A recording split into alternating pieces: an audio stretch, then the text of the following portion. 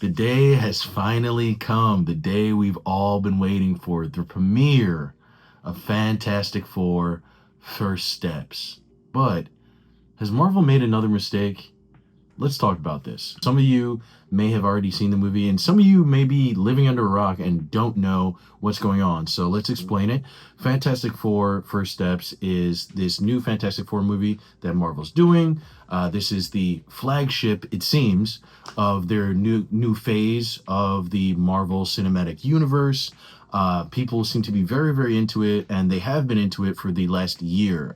Marvel has been pushing this very, very hard with advertising, but not just that, fanfare as well too. You know, they've been leaking photos from the production, and Kevin Feige has been out there, talking to people and on his Twitter and saying all sorts of cool stuff about Fantastic Four and just the MCU of the future.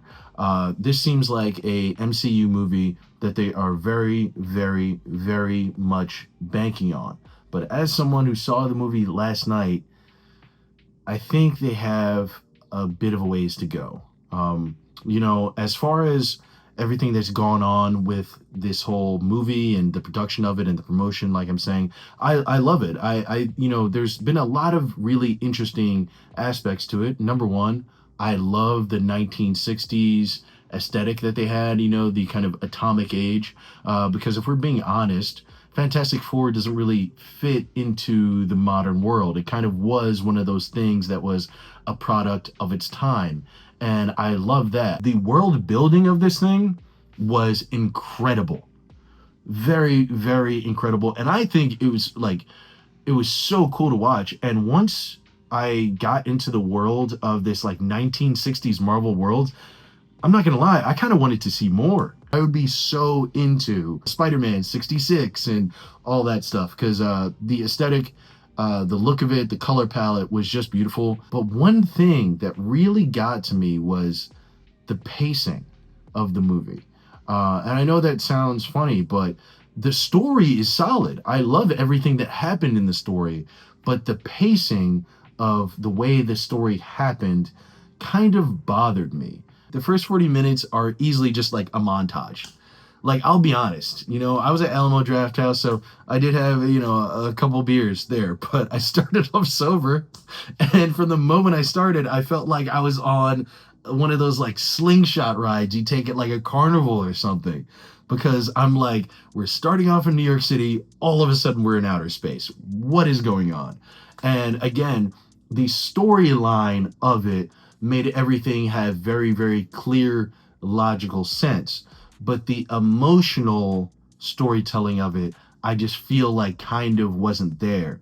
And especially for a movie with as high of stakes as it has. I'm going to work really hard in this video not to spoil any aspect of the movie.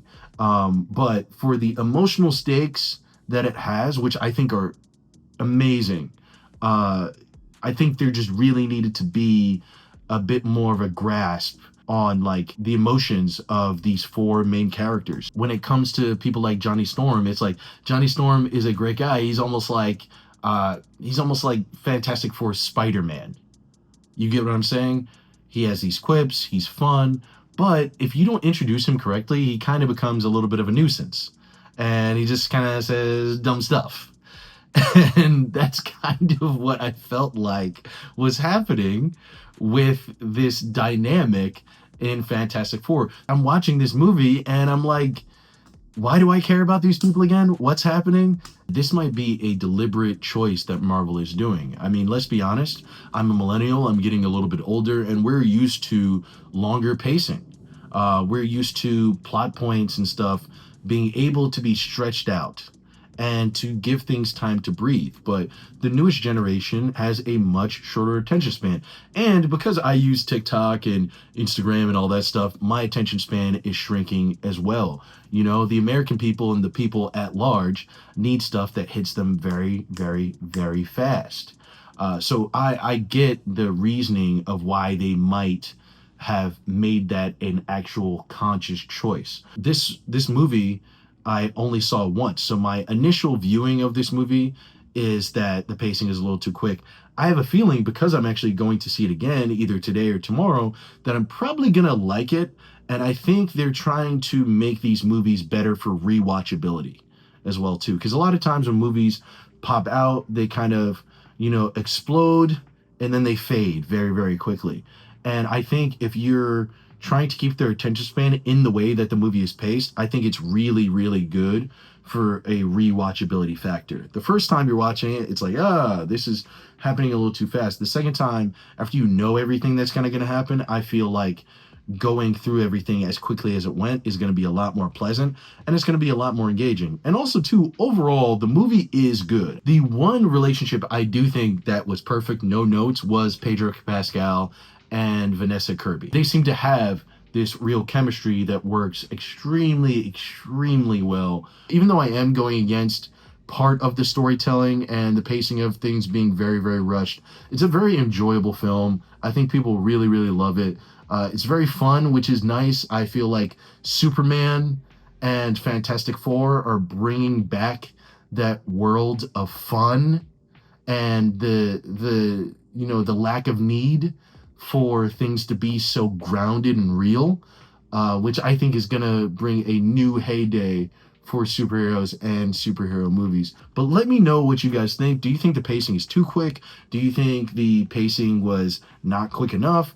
Do you think this movie is stupid? Do you like the aesthetic? Do you dislike the aesthetic? I think this thing is really, really awesome, and I can't wait to go see it again. But all in all, I'm gonna give it a 3.5 out of 5 stars because it was good, but it could have been fantastic. I'll see you guys later.